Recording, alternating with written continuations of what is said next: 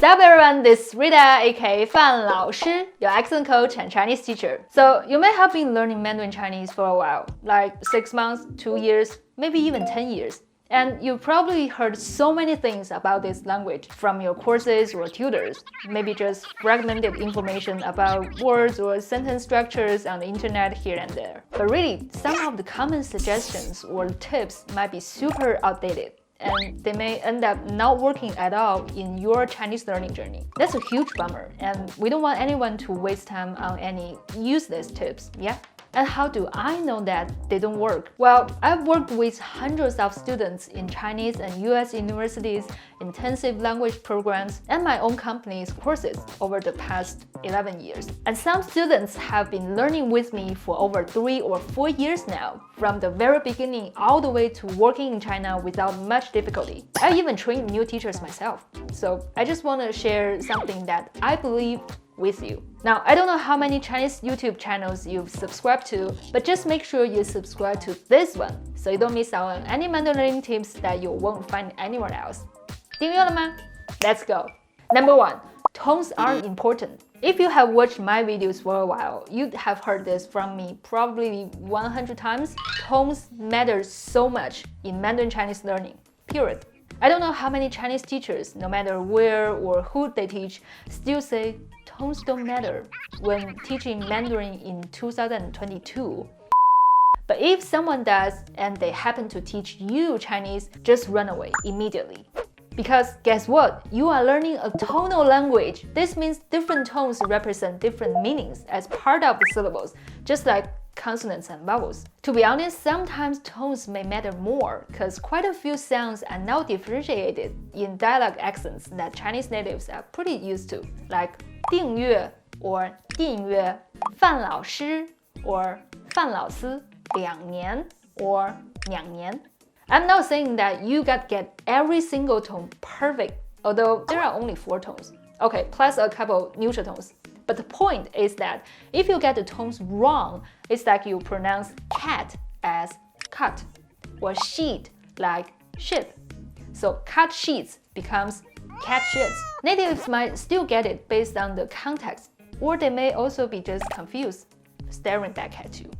Even more importantly, the reason why some teachers, if they even are real teachers, might tell you this is because most of them are now trained to teach and help students master Chinese tones and pronunciation. Natives acquire the Chinese sound system through massive input in our childhood, but it definitely can be trained much faster and more effectively for non-native adult ears and voices through targeted materials and methods, like a combination of musical training and physical training. It may sound crazy, but my channel subscribers have just surpassed another Chinese teaching channel where the YouTuber says quite a few times, oh, tones don't matter. I'm just trying everything that I can to help as many serious Mandarin learners as possible here. Tones and pronunciation are literally what you can improve the most in a short period of time, and your speaking and listening will benefit from it the most.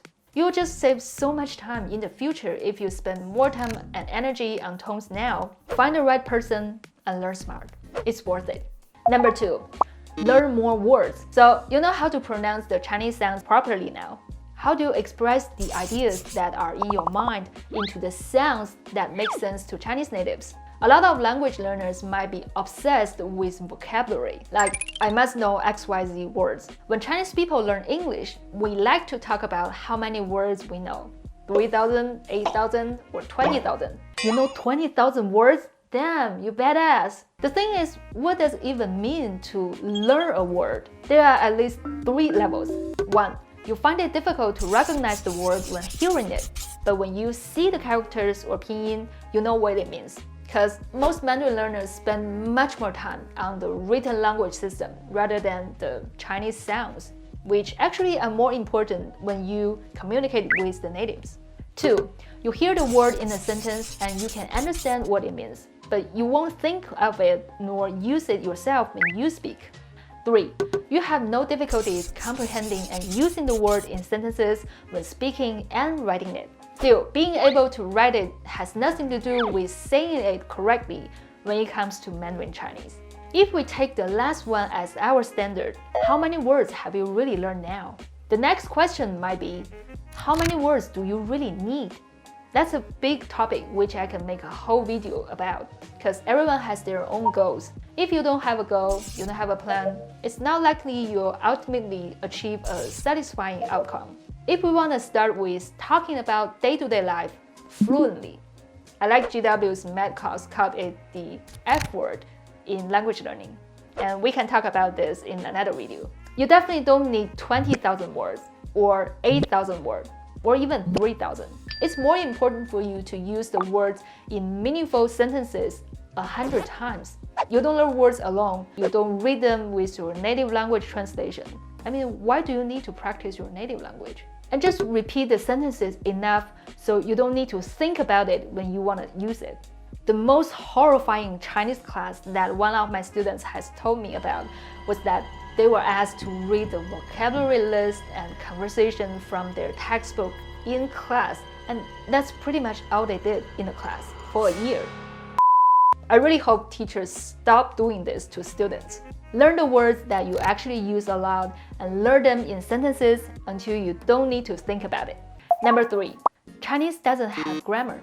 As someone who spent 3 years studying Chinese grammar for my master's degree and who literally read tens of millions of sentences with the particle zhe for my graduate thesis, it just sounds ridiculous to me when hearing native people say, the Chinese language doesn't have grammar. Or quite a lot of Chinese teachers would just use the easiest explanation.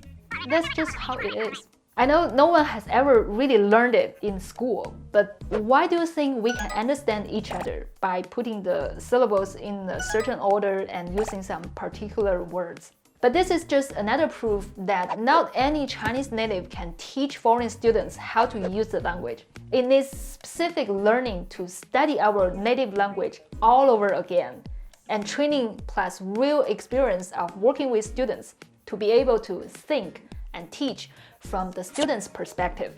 And for Mandarin learners, there is grammar in Mandarin. And good news is that it's definitely not the hardest system in the world. It probably works very differently from your native language, the particles, the sentence structures, but there's not so much to memorize, like Romance languages, Germanic languages, or Slavic languages. You can naturally learn it through using it as much as possible in sentences and in context, like what Will did in such a short period of time.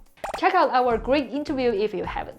And even sooner, you can show off an A1 or even A2 level Chinese with natives and receive their compliments, like what some polyglotts do on YouTube. 4. Handwrite Chinese characters a lot. If you just enjoy the process of writing Chinese characters, because I know many people find it super zen, me myself included, then you can ignore this part. Try calligraphy even. But the problem for most adult learners is that we don't have so much time for language learning, or not as much as we wish we had, yeah? There are so many responsibilities and distractions in our everyday lives. And if your tutor or teacher asks you to handwrite Chinese characters or words more than what you need to recognize the characters, among others, it's probably not an effective way for you to continue doing it. It definitely helps with memorizing how to write it, but you may also want to know that most Chinese natives type so much more than handwriting nowadays. My suggestion to my students, especially the ones who focus on speaking and listening, is that you don't have to handwrite unless it really helps you recognize it or you have extra time. Otherwise, if you can pick out the characters fast among others, especially the ones that look similar, and you can read and comprehend fast enough, you are good to go. Quick quiz. Can you tell me which character is 睛 as in eyes, 情 as in sunny, 情 as in love, 情 as in please, 清 as in clear, 清 as in dragonfly?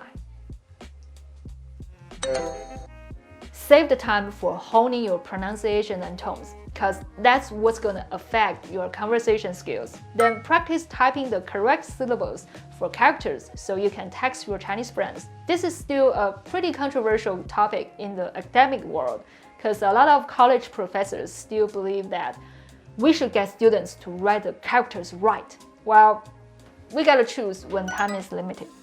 But don't get me wrong, I'm not saying that learning Chinese characters is not important. It's pretty much the opposite, and we'll talk about it in the next part. 5.